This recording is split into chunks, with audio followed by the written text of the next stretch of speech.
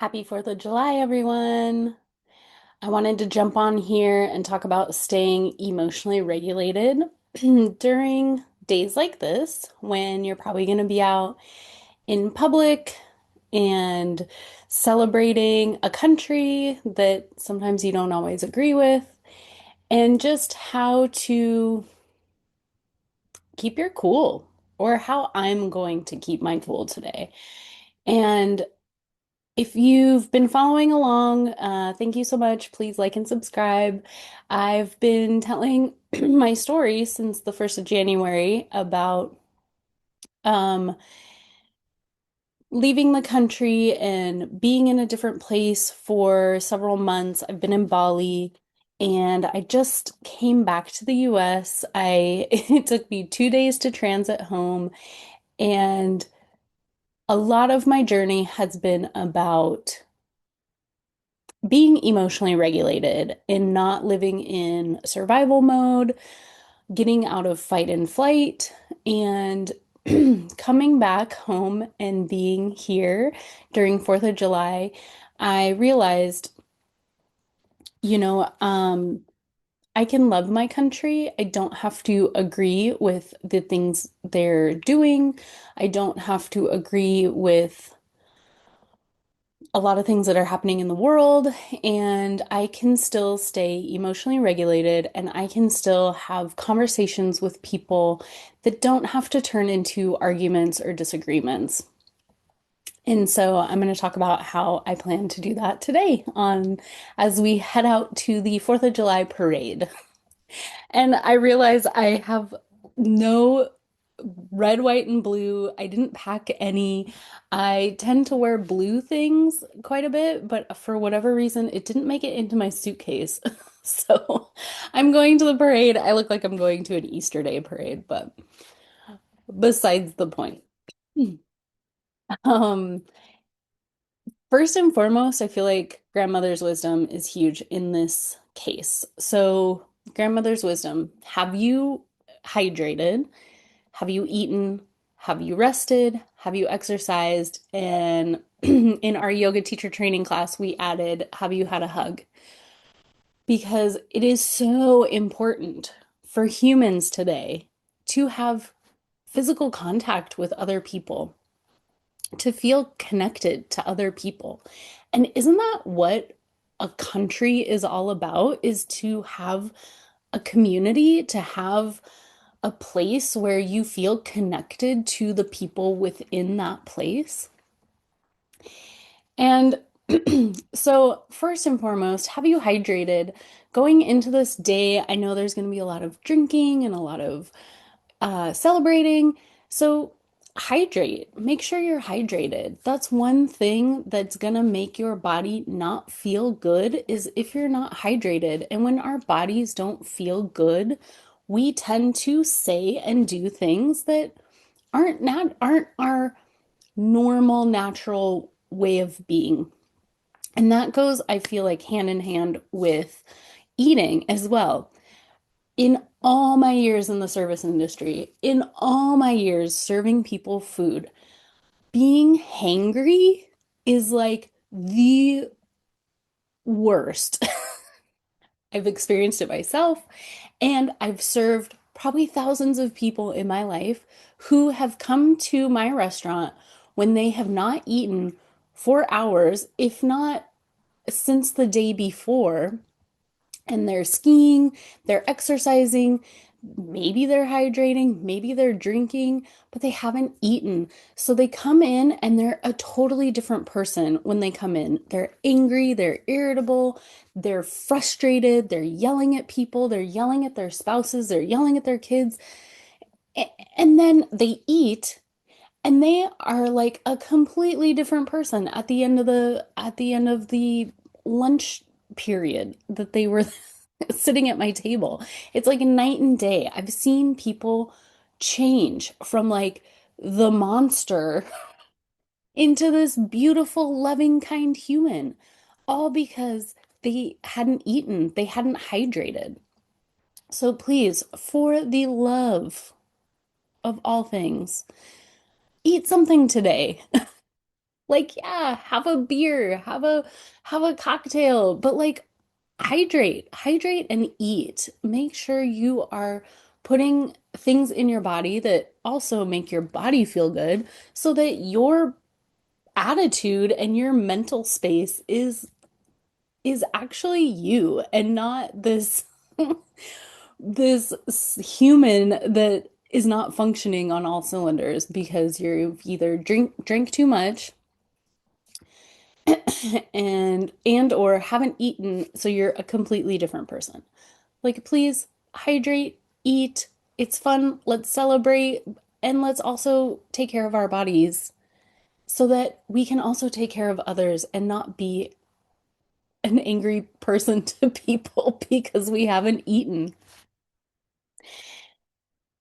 So I've already been hydrating. Have all these meals planned and already had breakfast, so I'm ready to go. I'm stoked. Feeling good in that department. Rested. I'm not doing so well in this department because I've just gotten off a 48-hour transit from Bali. It's a whole it's a whole saga. I've talked about it in YouTube. Please follow along. Watch my earlier videos. It's pretty entertaining, what transpired over the 48 hours of my transit. So there's that. I have not been resting as well as I could have, but I have been sleeping. It may not be a full 7 or 8 hours, but at least I'm getting enough that like I don't feel like I'll snap at someone because I'm tired. You know, when people haven't slept in days and they're just irritable. Rawr. I they're like mad about like the littlest thing, the shower wasn't quite as hot as it needed to be and they're like, the shower could have been hotter. Anyway, rest has been eluding me, but it's not so bad that like I can still keep my cool. I still feel grounded. So make sure you're rested. If you need a nap today after all the shenanigans, take a nap. It's a holiday. Take a nap, rest. And next thing is exercise. I know a lot of people on the holidays don't necessarily exercise. I've been trying to, wherever I am in the world, take a walk. Even if it's a city street, I just walk a few blocks, go to a mall and walk. Obviously, it's a holiday. We're going to go to a parade. I've suggested we walk to the parade. It might be a little too far to do that, but at least once we're in the town where the parade's at, just walking around, um, getting a little bit of exercise, a little bit of movement, if I definitely need to fit in some yoga soon so that my body can get stretched nice and relaxed. That'll probably help me sleep. But anyway, get some exercise today. Walk to where you're going if you can, if it's not too far. Um, yeah, move your body. So resting, eating, or I'm sorry, hydrating, eating, getting some exercise. Have you had enough rest before you're starting this shenanigans day of celebration? And then also, have you had a hug?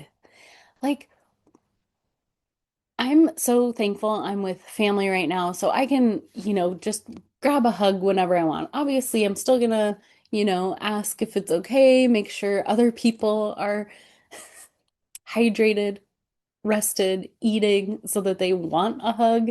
Uh, make sure their emotional state is, balanced, so I'm not going in for a hug and they're like, ew, don't touch me.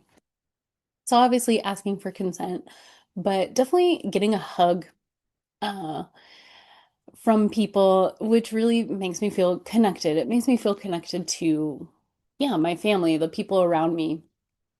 And going into this day, going into this parade, um, I know there's going to be people out and about. Everyone's probably going to be having fun. There might be some people dysregulated because they haven't eaten and they haven't had water and they probably haven't rested in days and they're stressed and I get it. And they're going to have differences of opinions, right? It's one thing about this country that has always been this way. We've always had differences of opinions. I mean, around the world, people have differences of opinions, and they're all different based on where you come from, what kind of, childhood you've had, what kind of life you've led, et cetera, et cetera.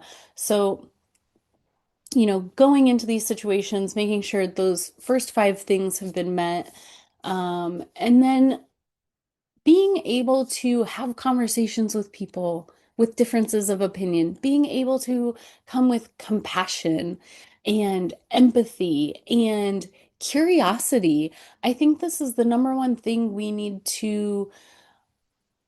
I need to really start approaching people with is curiosity. When they have a difference of opinion, when they have something that doesn't I don't agree with or makes me really angry or makes me really sad or makes me frustrated, you know, instead of, this like confrontation, it's get curious, like interesting. I'm interested why you have that opinion or where that opinion came from or why you feel that that's necessary to talk about or necessary to, yell in a loudspeaker in front of my face. Getting curious about people's differences of opinions and, so many people I think are like jumping on these bandwagons of whatever the thing. And sometimes not even asking our own selves and getting curious with our own selves. Where did I come up with that idea? Where did I get that opinion? Why am I so